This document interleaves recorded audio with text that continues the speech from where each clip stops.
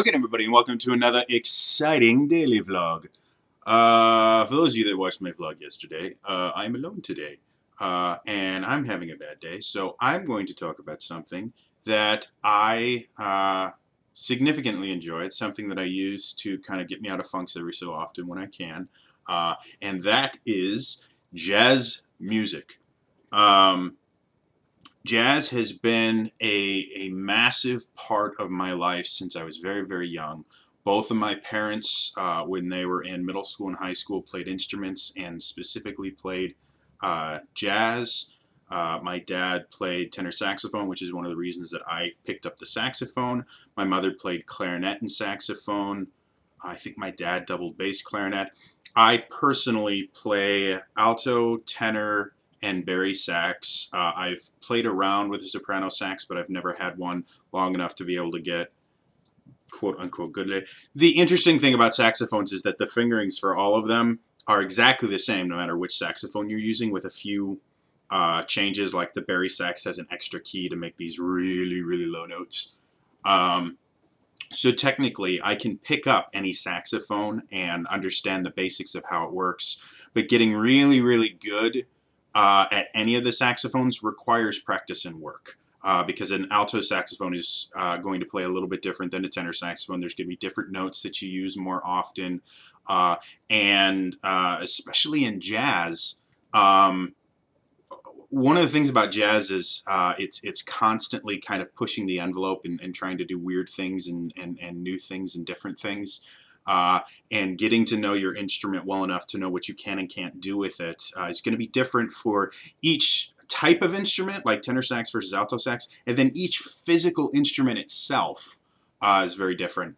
The saxophone, the tenor sax that I play, is a cannonball intermediate level unlacquered sax, which I love. It's a beautiful, amazing instrument. It looks really, really old because there's no lacquer on it, but the lack of a lacquer gives it this really kind of dark sound that's great for playing jazz. I actually have a couple different necks for it to give it, again, to alter the sound and the color of the instrument. And by color, I don't mean physical color. I mean the color of the tone, which is another thing that you deal with a lot in jazz. So yeah, and then I also play clarinet and bass clarinet. I've played bass clarinet a couple of times. I've never owned one enough to get really good on it, but I have played it. And I learned just a regular B flat clarinet, because there's a couple different. There's an alto clarinet that you can get, which is in the key of E flat, and it's smaller. Nobody ever plays it because there's no music written for it, but it does exist. Kind of like the soprano sax, there's very few people that play it simply because there's not a ton of music written for it. There's a lot more soprano sax music written than alto clarinet. Like, nobody writes music for the alto clarinet. Same thing is true about, what is it? I think it's the E flute. There's multiple flutes. Like, you have a piccolo, which is a tiny little flute.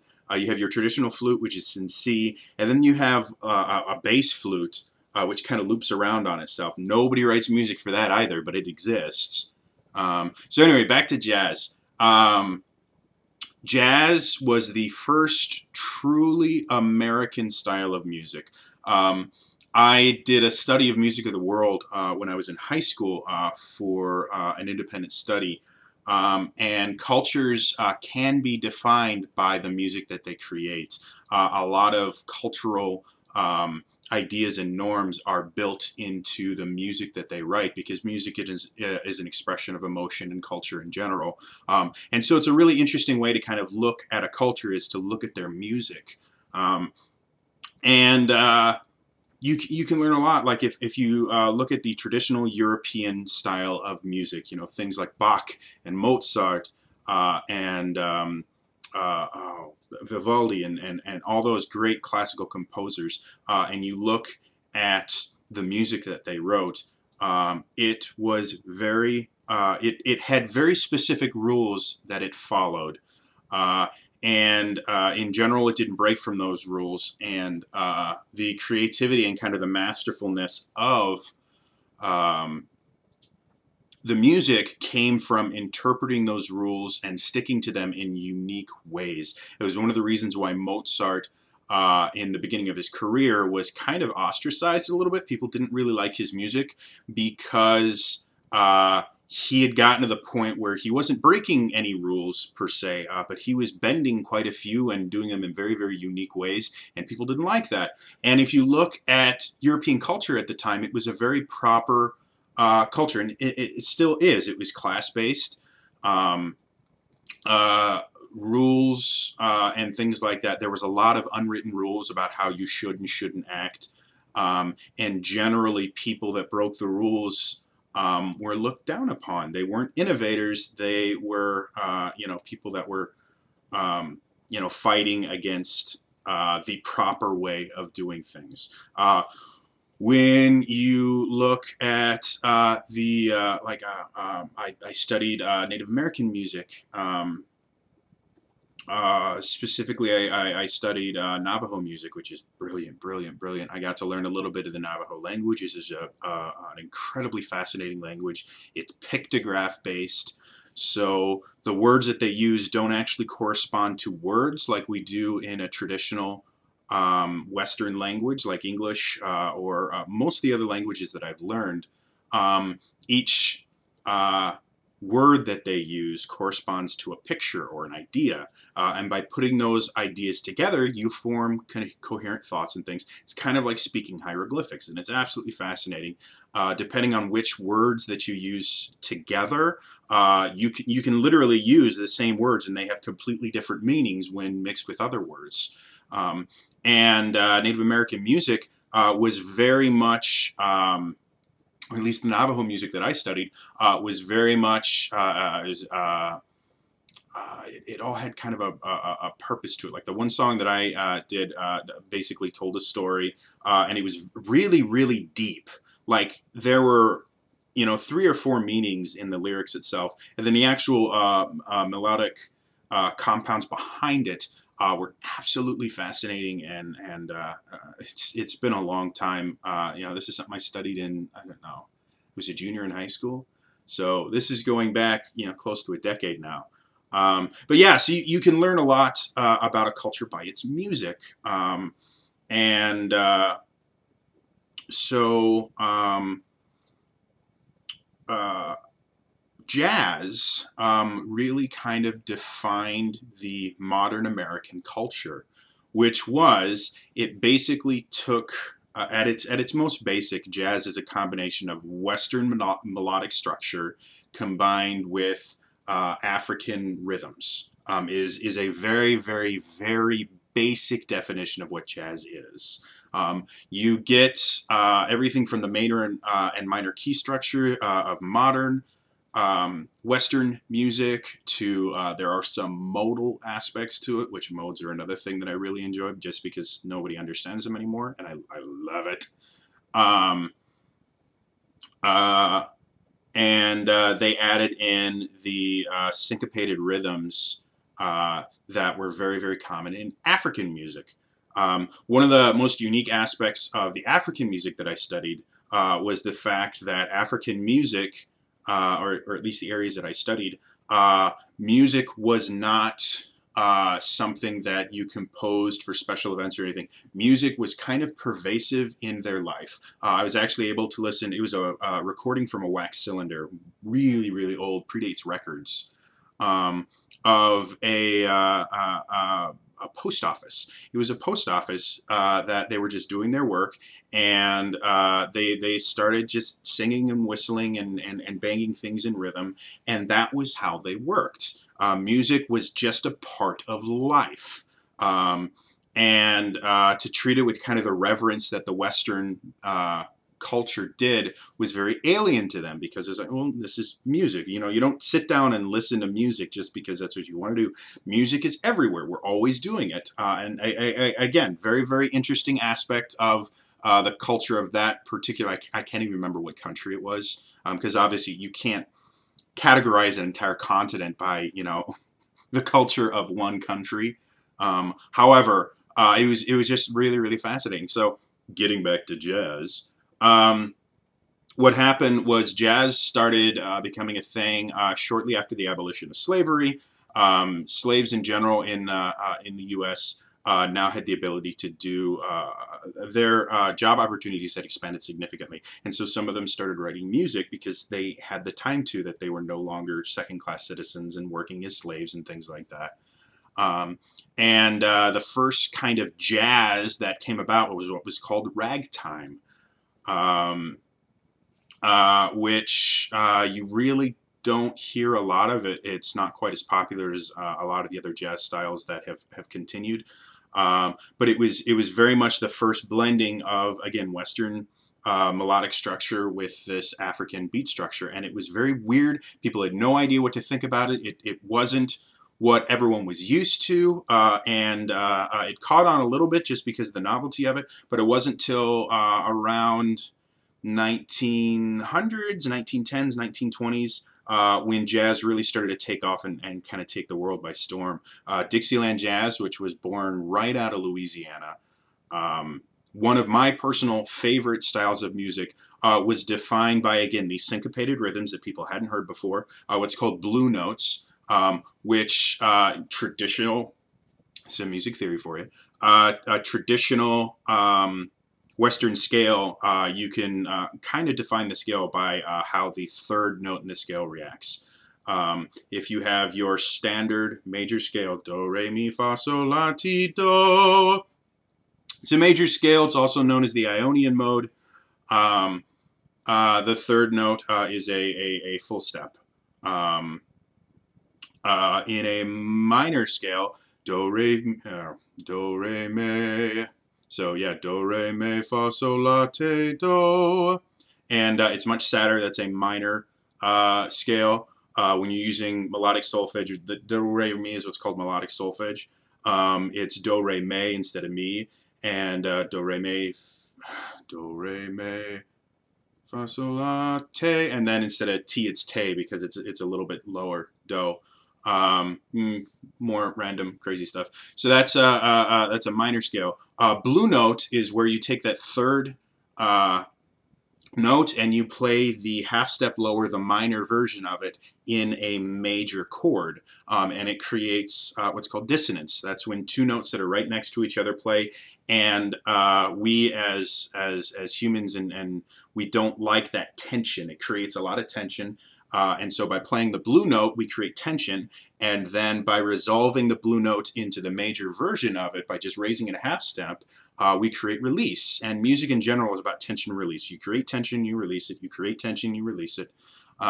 So yeah, that was another new thing. Again, according to Western standards, you either had a major key or you had a minor key, and you didn't play those two notes next to each other because they don't sound good. They hurt your ear.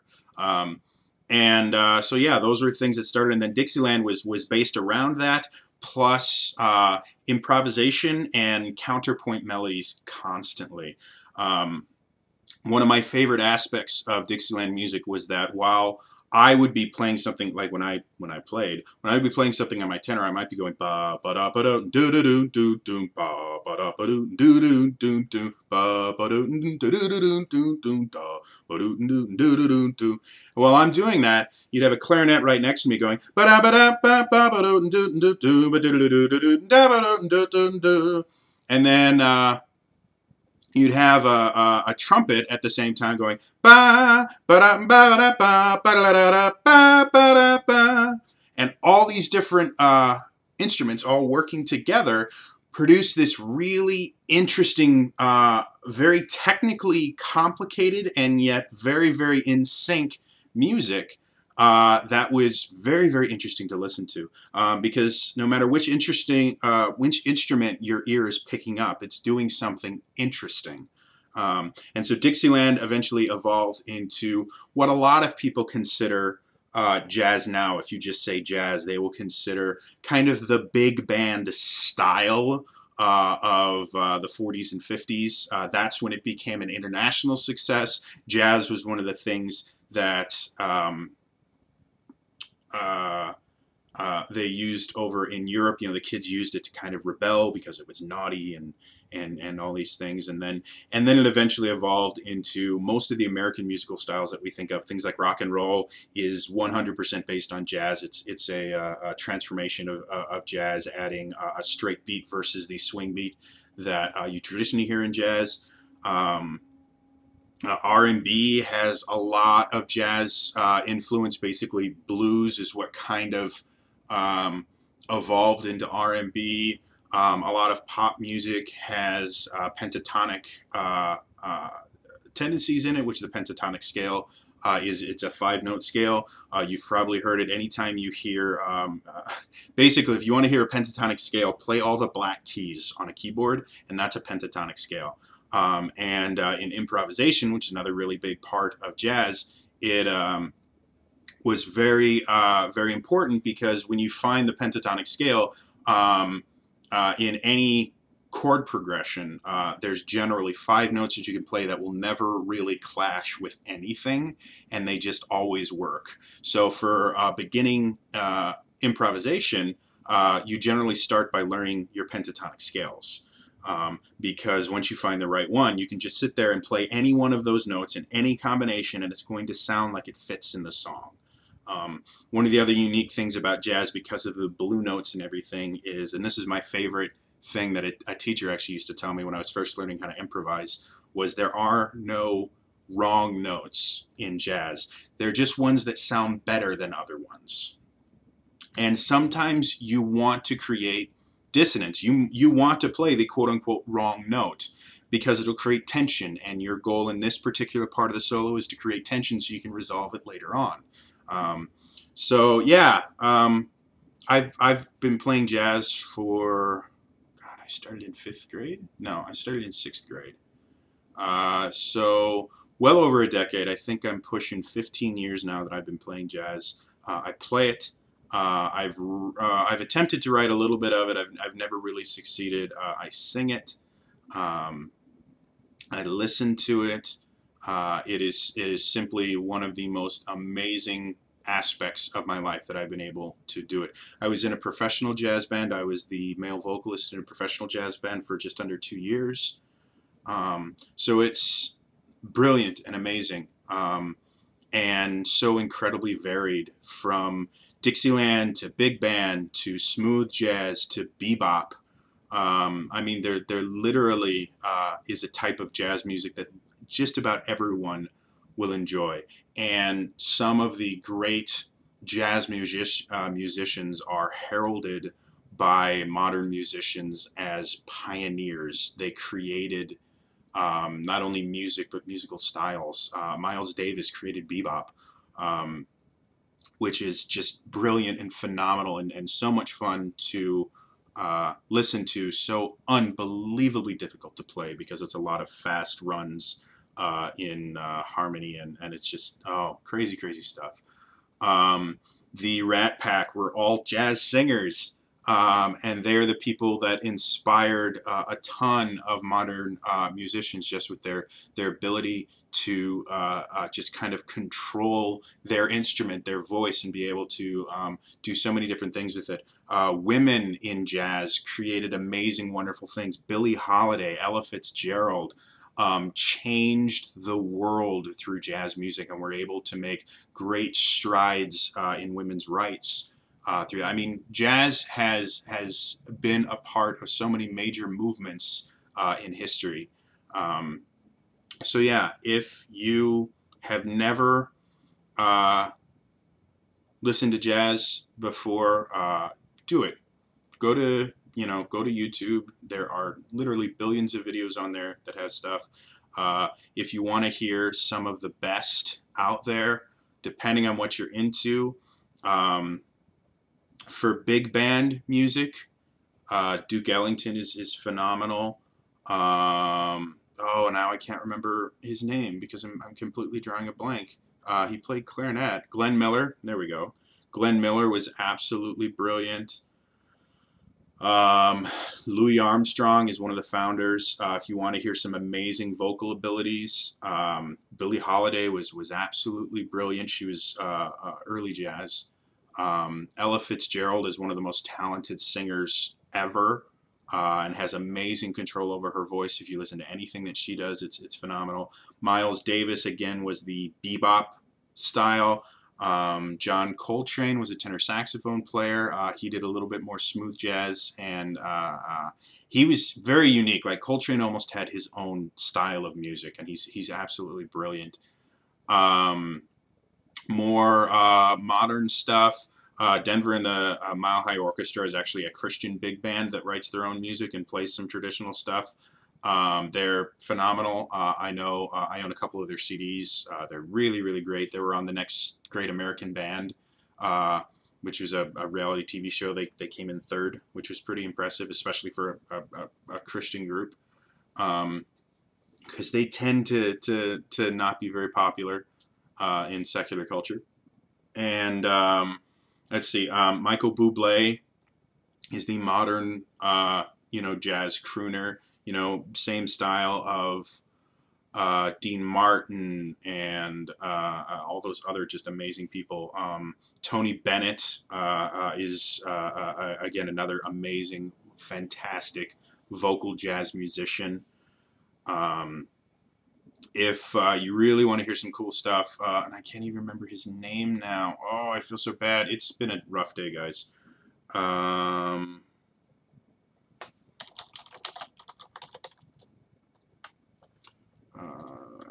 I'm gonna see if I can find this guy.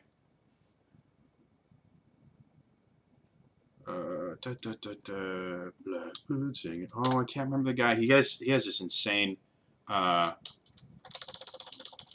insane range. He's a brilliant musician. All right, what is his name? Pentatonic scale. Bobby McFerrin. There we go. He did. Here's a little song I wrote. He's a brilliant musician in general. He has a lot of jazz roots. He does this amazing thing. He did it at a TED Talk actually, where he plays the audience. Where what he does is he uses a pentatonic scale to get the audience to sing with him, and he's able to improvise a solo on top of them, and it's just brilliant stuff. So, yeah, go listen to jazz music. There's a kind of jazz for everybody. It's brilliant. You're not going to like every single style of jazz, um, but for the most part, you're going to learn some amazing things. And it's if you are American, it is 100% part of your culture. The blending of all these different musical styles into one coherent, um, amazing kind of melting pot of music. That is what America was founded on. That is what it continues to be. We are constantly um, learning new things and absorbing new cultures to grow and change. And that is jazz music. So yeah, that's all for me today. Sorry this is really long, but this is a very complicated subject that I unbelievably love. So it's all for me today. See you guys tomorrow for probably a warning about Black Friday and how horrible it is for retail workers. All right. Bye bye.